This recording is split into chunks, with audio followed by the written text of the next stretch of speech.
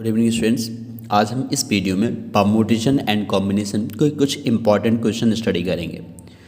तो आइए देखते हैं एनसीईआरटी बुक पेज नंबर 155 कह रहा है एग्जाम्पल नंबर 22 कह रहा है find the number of word with or without meaning which can be made using all the letters of the word again.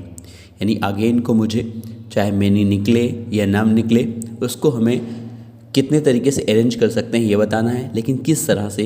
If these words are written as in a dictionary what will be the 50 word. यानी अगर हम इसको dictionary के according arrange करें तो 50 words जो 15th word होगा 50वां word होगा वो कौन सा होगा। तो आइए थोड़ा सा मैं आपको डिक्शनरी में समझा दूँ कि डिक्शनरी का मतलब क्या हुआ।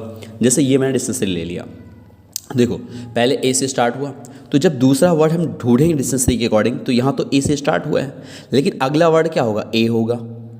और फिर ऐसे अगला जो मीनिंग अगर हम ढूंढेंगे तो ए रहेगा, ये क्या रहेगा, ए। तो जैसे जब मीनिंग निकलती जाएगी तो अगला वर्ड ए और ये फिर क्या रहेगा, बी रहेगा। फिर अगला ए सी, जैसे देखो जितने मीनिंग निकलते थे लिखते गया। अब ए के बाद यहाँ फिर क्या लिखा उसने सीक्वेंस में, बी लिख दिया। फिर उसने क्या लिखा अगला, देखो सी लिख दिया। ए के बाद क्या लिखा, सी। क्लियर दिख रहा है। तो ऐसे ए के बाद फिर यहाँ क्या आएगा, डी आएगा, ई आएगा, ऐसे वो लिखता रहेगा। तो आइए अब हम समझाते हैं इसमें इस क्वेश्चन को। जैसे अगेन मैंने लिखा, तो अगर मान लो ए से हम स्टार्ट कर रहे हैं तो ए से स्टार्ट जब हम करेंगे तो कितने वर्ड्स बन सकते हैं जब हम ए से स्टार्ट करते हैं। क्लियर, इसका सॉल्यूशन लिख रहे हैं। तो पहला मैं लिखा इफ़ स्टार्ट फ्रॉम ए, तो देखो टोटल अरेंजमेंट कितना बनेगा, देन टोटल अरेंजमेंट। लेकिन ये याद रहे ये अरेंजमेंट उसके लिए है जब ए से स्टार्ट करते हो। देन टोटल अरेंजमेंट तो कैसे लिखते हो, तो यहाँ कितने हैं, ए को आपने फिक्स कर दिया तो बचे कितने, 4। तो आपने लिखा फैक्टोरियल 4। अब ए इसमें एक ही बार तो है, जी भी एक ही बार है, आई भी एक बार है, एन भी एक बार है।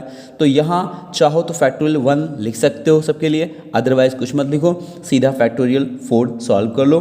तो 4 क्या आएगा, 4 × 3 × 2 × 1, तो 4 3 × 12 2 × 24। कुछ स्टूडेंट्स को अगर ये नहीं समझ में आया कि सर आपने 4 को कैसे फैक्टोरियल 4 लिखा, तो आपके पीछे यानी मैंने वीडियो बना रखे हैं, उसमें क्या होता है कि जब जैसे मान लो स्कूल लिखा है SCHOOL, अगर स्कूल को अरेंजमेंट बनाना है, मुझे स्कूल वर्ड्स को पूरे अरेंजमेंट करना है, तो क्या करते हो, पहले टोटल काउंट करते हो 1 2 3 4 5 6 हुआ, तो इसका लिख दोगे फैक्टोरियल 6। ये फार्मूला होता है। अब इसमें देखो कौन रिपीट कर रहा है, ओ कितनी टाइम्स रिपीट कर रहा था, 2, और बाकी कोई रिपीट कर रहा है नहीं, तो ओ 2 टाइम्स रिपीट कर रहा था, इसलिए यहाँ हम 2 लिख देते हैं फैक्टोरियल 2।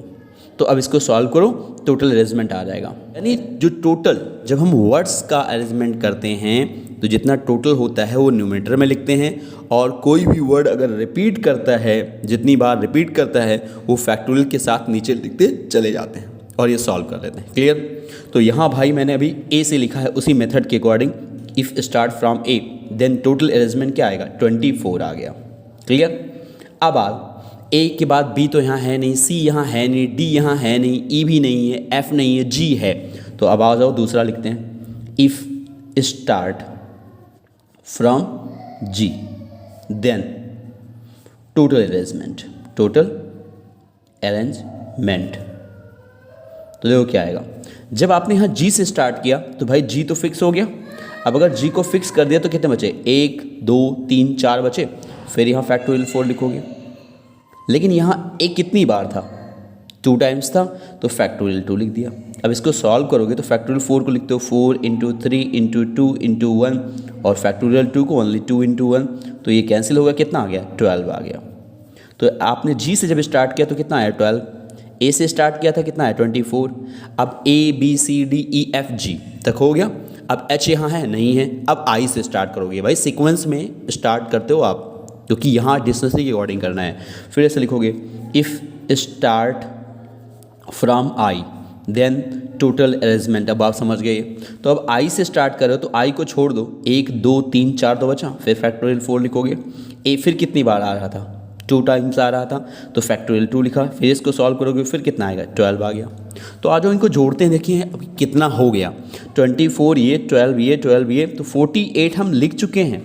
कितना लिख चुके हैं 48। मुझे 50 वाला वर्ड्स पता करना था। तो अब आई तक हो चुका। आई के बाद क्या आता है, बहुत सारी चीज़ें आती हैं लेकिन मेरे पास कुछ है नहीं। लेकिन अब आई के बाद जो इसमें दिया है वो क्या है, एन। तो अब एन से स्टार्ट होने वाला लिखोगे, लेकिन टोटल नहीं निकालोगे। क्यों? 48 हो चुका है, बस 2 ही चाहिए। कितने चाहिए? 2, क्योंकि 49 50 2 और चाहिए। तो आ जाओ लिखते हैं कि if start from N according to dictionary. Clear? तो देखो क्या बनेगा अगर एन से स्टार्ट करते हैं।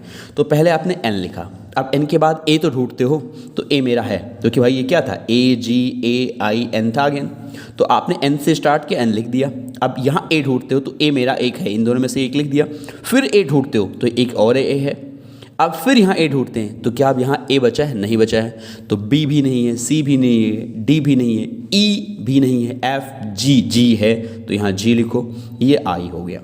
यानी ये कौन सा वर्ड हो गया? ये 49वां वर्ड हो गया। क्यों? क्योंकि अभी तक जितने अरेंजमेंट कर चुके हो, ए से किया 24, फिर जी से किया 12, फिर आई से किया 12, तो 48 हो गया। ये कौन सा वर्ड हुआ? 49 वाला वर्ड हो गया। चलो आगे एक और बनाते हैं। ये हो गया एक और।